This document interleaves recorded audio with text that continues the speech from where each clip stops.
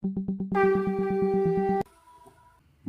पुरुषोत्तम विज्ञान और श्री श्री ठाकुर। इसके बारे में बताते हैं श्री श्री ठाकुर जी के अनन्य भक्त श्री देवी प्रसाद मुखोपाध्याय, जिनकी बातें मैं अपनी आवाज में आपके सामने प्रस्तुत कर रहा हूं। विज्ञान की विजय यात्रा आज कदम दर कदम आगे बढ़ रही है। अपने सुख और स्वास्थ्य के लिए मनुष्य विज्ञान को अनेक प्रकार से काम में ला रहा है। ऐसे ही एक युग संधि काल में परम प्रेम में श्री श्री ठाकुर अनुकूल चंद्र का अवतरण हुआ। इस युग में आकर उन्होंने न केवल विज्ञान की निरंतर प्रगतिशील धारा को स्वीकार किया, बल्कि यह भी बताया कि इसे मानव सेवा में किस प्रकार सार्थक रूप से लगाया जा सकता है।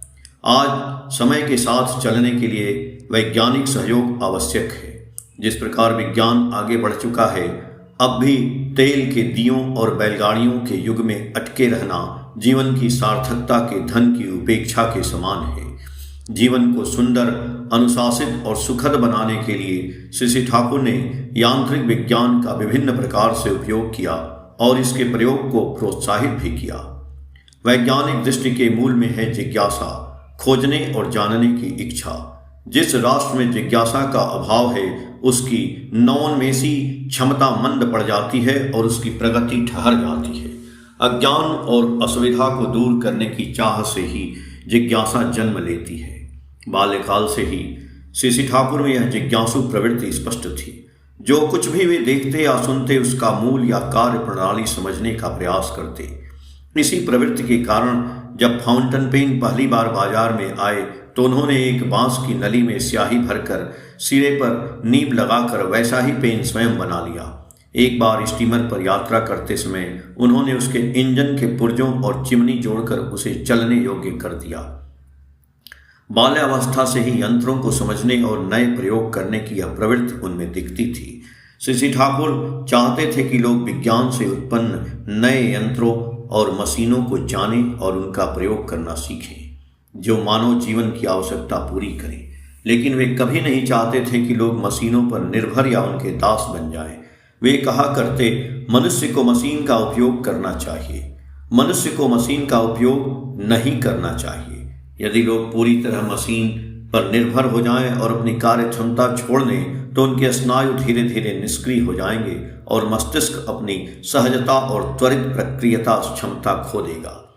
आज अनेक विज्ञान कथाएं इस तरह की निर्भरता के खतरों को स्पष्ट करती हैं। सामान्यतः लोग सत्संग को एक धार्मिक संस्था और श्री श्री ठाकुर को उसके आध्यात्मिक प्रमुख के रूप में जानते हैं, परंतु एक धार्मिक आंदोलन के संस्थापक के रूप में श्री श्री ठाकुर केवल प्रवचन नहीं देते थे या लोगों को भगवान का नाम जपने के लिए नहीं कहते थे। उनके वचन में उन पूर्व दिव्य अवतारों की गूंज थी जिनका एकमात्र उद्देश्य धर्म की पुनः स्थापना था। परंतु यह धर्म पहले बाहरी जगत में नहीं बल्कि मनुष्य के अंतर में स्थापित होता है। अटूट इष्ट आकर्षण के माध्यम से वे ऐसे उपाय प्रदान करते जिससे मानव मस्तिष्क में समन्वित विकास हो सके। युगों से उपेक्षित सुप्त मानसिक क्षमताएं भक्ति और इष्ट केंद्रित साधना की प्रखर उष्मा से जागृत और सक्रिय हो जाती। इससे धारणा स्पष्ट होती कि अधिक जानने की इच्छा बढ़ती। यह आंतरिक संगठन व्यक्ति को कल्याणमय और उत्कर्षपूर्ण विकास की ओर प्रेरित करता। मानव मस्तिष्क के सर्वांगीण और समन्वित विकास के उद्देश्य से श्री श्री ठाकुर ने 20वीं सदी के तीसरे दशक से ही अपने जन्म स्थान हिमायतपुर में अनेक योजनाएं आरंभ की। गहन आध्यात्मिक साधना के साथ साथ उन्होंने आधुनिक तकनीक और अनुप्रयुक्त विज्ञान की शिक्षा को बढ़ावा दिया और इसे व्यवहारिक कार्यों में उपयोग करने के लिए प्रोत्साहित किया। यद्यपि उनका जन्म 19वीं सदी के अंत में हुआ था, लेकिन 20वीं सदी के प्रारंभ में ही उनके लीला पूर्ण रूप से प्रकट हुई। इस दृष्टि से वे वास्तव में इस युग के आध्यात्मिक नेता कहे जा सकते हैं। उन्होंने यह दिखाया कि केवल सूखा बौद्धिकवाद या भावुक धार्मिक वाणी मनुष्य को इस युग के साथ चलने में सहायक नहीं हो सकती। समय के साथ चलने के लिए सूक्ष्म अंतर्दृष्टि और अनुप्रयुक्त विज्ञान का परिचय आवश्यक है। यह दृष्टि उस समय के अनेक युवा वैज्ञानिकों को उनकी ओर खींच लाई, जिनमें सर सीवी रमन के अनुसंधान सहायक श्री कृष्ण प्रसन्न भट्टाचार्य और अन्य अनेक विद्वान शामिल थे। वे सभी जिज्ञासु हृदय लेकर गुरु के चरणों में एकत्र हुए और विज्ञान तकनीक के विभिन्न पहलुओं पर गहन चर्चा प्रारंभ हो गई। इस प्रसंग में श्री ठाकुर कहा करते, सारा ज्ञान व्यवहारिक अनुभव से ही अर्जित होना चाहिए। हाथों से सीखने के बिना कोई भी ज्ञान पूर्ण रूप से आत्मसात नहीं होता। इस उद्देश्य से उन्होंने विज्ञान की विभिन्न शाखाओं की पुस्तकें और उपकरण एकत्र करना शुरू किया। धीरे धीरे पद्मा नदी के तट का वह अज्ञात गांव वैज्ञानिक अनुसंधान और प्रयोग का जीवंत केंद्र बन गया। परिवर्तित परिस्थितियों में जीवित रहने और उन्नति करने के लिए वैज्ञानिक प्रगति की उपेक्षा नहीं की जा सकती। जितना परिपक्व आधुनिक विज्ञान का ज्ञान होगा, उतना जीवन भी सरल और सहज हो जाएगा। इसी दृष्टि से श्री ठाकुर ने उस छोटे ग्रामीण क्षेत्र में ही press, power house, engineering works, chemical works और अन्य योजनाएं स्थापित की। उनके निर्देशन में सत्संग आश्रम में पवन चालित डायनेमो, वायु चालित जनरेटर विकसित और लागू किया गया। विश्व विज्ञान की प्रगति को स्वीकार करते हुए श्री ठाकुर ने कहा, यदि प्रगति मानव कल्याण की दिशा में न बढ़े तो यह विनाश का कारण बन सकती है। इसलिए वैज्ञानिक ज्ञान और शोध को मानव कल्याण की दिशा में लगाने के लिए उन्होंने विश्व विज्ञान केंद्र की स्थापना की। वहाँ सैद्धांतिक शिक्षा के साथ साथ व्यवहारिक कार्य पर जोर दिया गया और उन्होंने projection microscope, X ray machine, microtome, ultra microscope, spectroscope, galvanometer, barometer, chemical balance, radiophone, oil filter, filter press, digester, induction coil और अन्य आवश्यक वैज्ञानिक उपकरण एकत्र किए। विश्व विज्ञान केंद्र में भौतिकी, रसायन, वनस्पति विज्ञान, मनोविज्ञान और अन्य शाखाओं में अनुसंधान की पूरी सुविधा थी। साथ ही दैनिक उपयोग की वस्तुओं के निर्माण और बेरोजगार युवाओं को आजीविका प्रदान करने हेतु उन्होंने सत्संग, मैकेनिकल और इलेक्ट्रिकल वर्कशॉप की स्थापना की, जिसमें मशीन निर्माण और शोध के लिए उन्नत उपकरण थे। इन वर्कशॉप में खराद, लेथ कार्य, प्लानिंग, कास्टिंग, वेल्डिंग, लुहारगिरी, इलेक्ट्रोप्लेटिंग, ऑटोमोबाइल मरम्मत, बैटरी प्लेट निर्माण, बैटरी चार्जिंग और सर्विसिंग, आर्मेचर वाइंडिंग, डायनमो मरम्मत और विद्युत फिटिंग का काम होता था। इसके साथ 2 उच्च हार्स पावर तेल इंजनों से चलने वाला एक बड़ा पावर हाउस स्थापित किया गया, जो दिन रात चलकर workshop, press, steam laundry, street lighting और विभिन्न कुटीर उद्योगों को बिजली देता था। श्री ठाकुर का विश्वास था कि भारत के जंगलों में अनेक पौधों और जड़ी बूटियों में अद्भुत औषधीय गुण है। इस कारण उन्होंने सत्संग केमिकल वर्क शुरू किया, जहां नामी रसायनज्ञों और डॉक्टरों को लाकर अनुसंधान और उत्पादन प्रारंभ किया गया। जैविक, रासायनिक और भौतिक अनुसंधान के लिए प्रयोगशालाएं स्थापित की गईं। श्री ठाकुर द्वारा दिए गए सूत्रों के आधार पर अनेक दवाएं, टिंचर, अर्क और इंजेक्शन बनाए गए और देश भर में वितरित किए गए।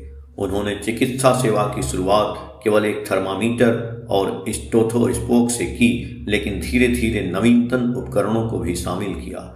उनकी चिकित्सा पद्धति तार्किक थी। जैसे यदि कोई रोगी कहता मेरे सिर में दर्द है, तो वे रोगी की जीवन शैली, आहार और मानसिक अवस्था की जांच करके मूल कारण खोजने का प्रयास करते। वे कहा करते, बीमारी यूं ही नहीं आती, रोग एक लक्षण है, भीतर कुछ गड़बड़ है। इस प्रकार वे सदैव रोग के मूल कारण को समझने का प्रयास करते और रोगी को उसकी स्थिति के बारे में समझाते। उन्होंने उपचार को मानव केंद्रित विज्ञान का रूप दे दिया। यदि कोई कहता मेरा पेट खराब है, तो वे पूछते क्या हाल में आपको कोई असुविधा हुई? जो भोजन आपने खाया वह ठीक था? क्या आप अच्छी तरह सो रहे हैं? वे इन सभी बातों को जोड़कर निदान करते। बार बार यह देखा गया कि जहां अन्य चिकित्सक असफल होते, वहां श्री ठाकुर का उपचार सफल होता। यदि किसी को दांत या हड्डी की समस्या होती, तो कभी कभी वे स्वयं शल्य क्रिया ऑपरेशन भी करते। जब वे किसी ऑपरेशन में सफल होते, तो वह तकनीक दूसरों को भी सिखाते। इस प्रकार व्यवहारिक ज्ञान के माध्यम से उन्होंने चिकित्सा जगत को एक नया दृष्टिकोण दिया। वे नहीं चाहते थे कि विज्ञान केवल प्रयोगशालाओं तक सीमित रहे। वे चाहते थे कि यह प्रत्येक घर तक पहुंचे। उनका उद्देश्य था कि वैज्ञानिक दृष्टिकोण लोगों के रोजमर्रा के विचार और आचरण का हिस्सा बने। उनका मानना था यदि लोग वास्तव में आध्यात्मिक बने, तभी वे विज्ञान का सही उपयोग कर पाएंगे। विज्ञान के बारे में उनका एक कथन आज भी अत्यंत प्रासंगिक है। यदि विज्ञान नैतिक चिंतन से अलग हो जाए, तो यह मानवता को विनाश की ओर ले जाएगा। पर यदि विज्ञान चरित्र का निर्माण करे और नैतिक मूल्यों का विकास करे तो वही विज्ञान मानवता के लिए सच्चा कल्याणकारी है। उनके दृष्टि में विज्ञान केवल उपकरणों का प्रयोग नहीं बल्कि मनुष्य के निर्माण की पूर्ण प्रक्रिया का हिस्सा है। श्री ठाकुर कहा करते, चरित्र मनुष्य का आंतरिक विज्ञान है, जहाँ चेतना, बुद्धि और प्रतिक्रिया शक्ति एक समन्वित प्रवाह में कार्य करती है। इसीलिए वे विशेष रूप से विद्यार्थियों के लिए चरित्र निर्माण पर जोर देते थे। उनका शिक्षा दर्शन यह था कि छात्र स्वयं को समझें और अपने भीतर पहले से मौजूद शक्तियों को विकसित करें। यदि विज्ञान किसी व्यक्ति के मन, विचार और चेतना को भ्रष्ट करे तो वह विज्ञान खतरनाक है। इसी कारण वे बार बार कहते, विज्ञान को मानसिक पवित्रता, श्रेष्ठ भावनाओं और उत्कर्षमयी चेतना की दिशा में मोड़ना आवश्यक है। वे लोगों को प्रेरणादायी और व्यवहारिक ढंग से शिक्षा देते। यदि वे किसी से कुछ नया सीखते तो पहले स्वयं उसके भीतर विश्लेषण करते, फिर उसे व्यवहार में लाते। वे अपनी पद्धति में मनोवैज्ञानिक प्रभाव को भी शामिल करने का प्रयास करते। उदाहरण के लिए वे कहा करते, हर दिन की शुरुआत एक सकारात्मक विचार से करो, वह तुम्हें कुछ नया सीखने की ओर ले जाएगा। आज मनोविज्ञान में भी इस विचार को स्वीकार किया गया है।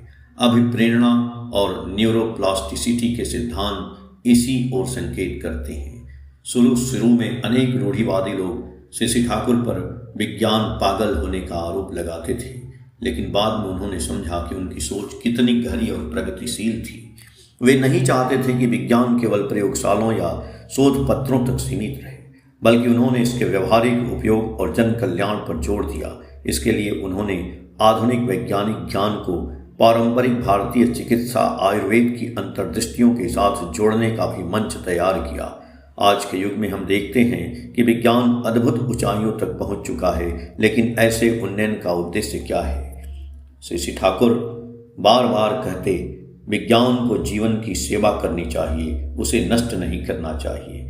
ऐसा वैज्ञानिक विकास जो मनुष्य को नैतिकता, चरित्र और जिम्मेदारी से दूर कर दे, वह वास्तविक प्रगति नहीं है, वह एक खतरनाक भ्रांति है।